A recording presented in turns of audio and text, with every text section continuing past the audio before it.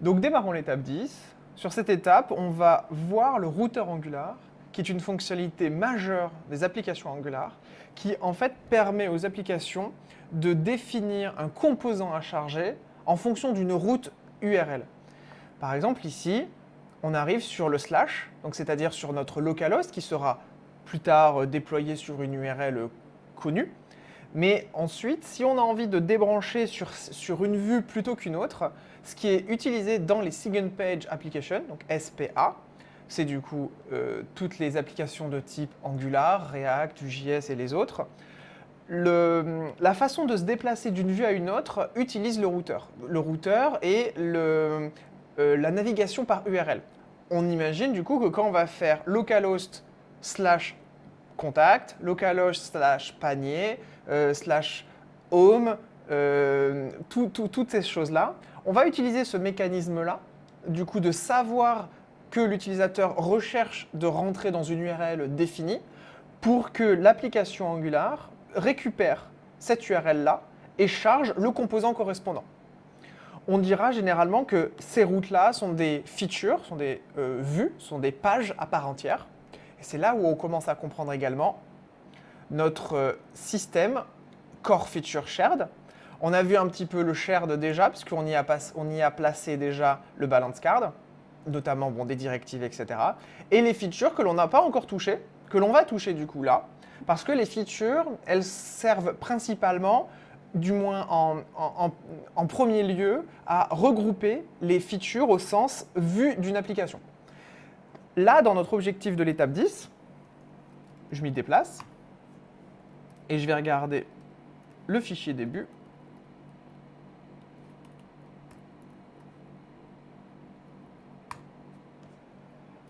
L'objectif, en fait, ça va être de créer une feature MyWallet dont l'objectif, ça va être d'enfin utiliser le routeur parce que jusqu'à présent, si on regardait ce qu'on avait pu y faire là-dedans, donc ici, c'est la visualisation parce que donc, sur IntelliJ, je sélectionne le commit 9, donc le commit précédent.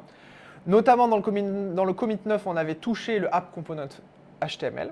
Et donc je vois que ici, donc le routeur athlète, ça va être la balise qui va permettre à Angular de venir injecter les composants définis par le routing, définis par l'URL demandée par l'utilisateur. Et du coup, Angular va, on va le voir juste après, va aller chercher dans les configurations que l'on lui donne pour dire, bah, tiens, l'utilisateur va aller sur slash contact, je vais lui mettre le composant contact. Nous, jusqu'à présent, on ne l'a pas utilisé. On a laissé ça vide. C'était pas très grave puisqu'on n'avait pas de configuration routeur dessus, donc routeur athlète ne recevait rien, il était vide, il ne servait pas à grand chose. Et on a construit quelque chose juste au-dessus. L'objectif de cette étape 10 va donc être une première introduction à routeur Angular, et l'objectif sera de déplacer ceci dans un composant à part et de définir la configuration du routeur pour dire quand tu arrives sur slash MyWallet, parce que si on se souvient un petit peu de la visualisation en fait, de ça, c'était une liste des différentes monnaies que l'on avait.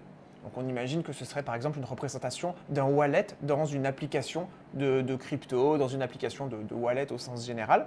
Du coup, qu'on puisse avoir plusieurs devises, des euros, des bitcoins, etc. Okay, donc l'objectif là, c'est maintenant de passer ça sur un composant MyWallet qui sera du coup une feature au sens, on va dire, folder architecture du terme. Okay, c'est qu'on va le placer là-dedans. On va créer cette fonctionnalité-là et ensuite réaliser la configuration. Je me déplace sur le 09 pour pas que tu aies directement la correction. Et je me déplace, donc notamment le main.ts. Tiens, partons par là-bas. Je disais dans un des précédents commits qu'on avait le app config qui effectivement apportait différentes configs, mais peut-être un petit peu difficile au premier abord, donc on l'avait un petit peu passé. Maintenant, on va commencer à rentrer dedans. Cette chose-là, on ne va pas en parler, on va parler d'ici. Donc là, on comprend que c'est une application config, donc on imagine que l'intérieur de cet objet-là va contenir plusieurs configurations.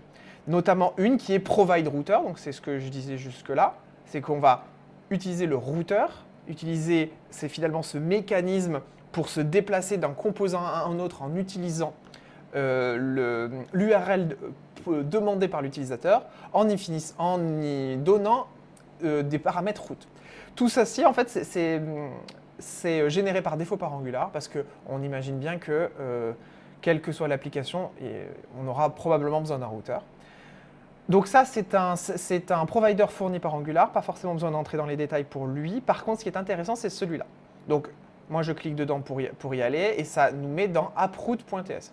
Et là, on a quelque chose comme ça, donc un objet route, de type route avec un S, parce que ça va être un tableau de différentes routes. Et à l'intérieur, c'est quand même quelque chose d'assez commun, d'assez naturel. On définit un path, par exemple myPath, ok. Et ensuite un composant. Je mets app component parce que je l'ai.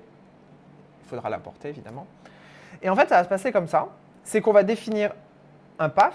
Donc on va définir une URL d'écoute, une URL sur laquelle Angular va venir réagir et lui dire, ben, quand tu arrives sur cette URL-là, tu charges ce composant-là. Aussi simple. Ok. Donc alors, maintenant, je me redéplace enfin sur... Oui, c'est vrai que j'ai ça.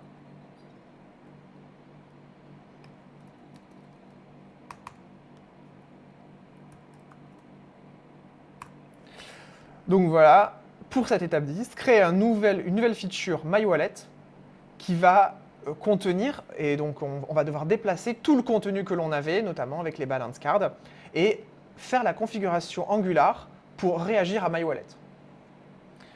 Donc je te laisse faire ça, et on se retrouve juste après.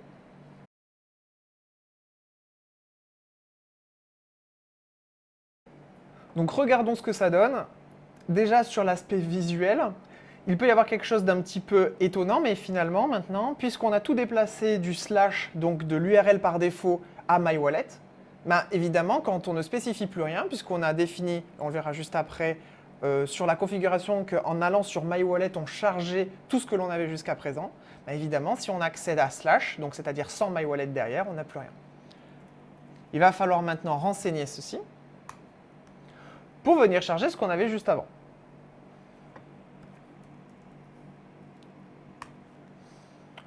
Concernant la configuration, c'est quelque chose qui ressemble énormément à ce que j'ai pu montrer juste avant. Donc on définit un path, MyWallet, et on vient charger ce nouveau composant, MyWallet Component. Ce qu'il faut bien voir, c'est que MyWallet Component vient de feature. C'est une bonne manière de démarrer. Je te conseille vraiment de toujours faire comme ça. Quand tu as des composants qui définissent vraiment une vue à part, une page à part de ton application, c'est une feature et tu le mets directement en brut sous le folder feature. Donc, j'ai créé ce composant MyWallet qui a reçu uniquement ce que l'on avait fait dans l'étape 9, ceci. Donc, pardon, sans le routeur.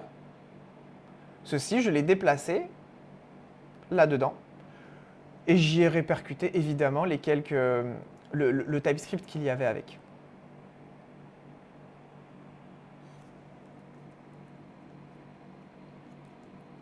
Ok. Donc si je me déplace maintenant sur l'étape de fin, pour voir un petit peu les explications de cette étape-là. Donc effectivement, on a créé notre composant MyWallet. On y a déplacé ce qu'on avait mis dans ce qu'on avait avant dans App Component.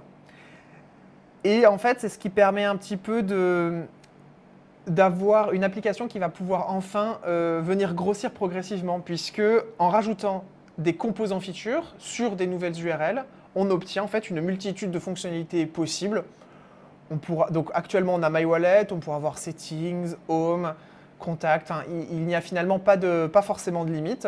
Et ce qui est assez intéressant, puisqu'après derrière, on peut imaginer des boutons dans différentes features pour venir faire sauter l'utilisateur d'URL en URL et on viendra décharger les composants features. Donc on viendra décharger MyWallet, charger Home à la place.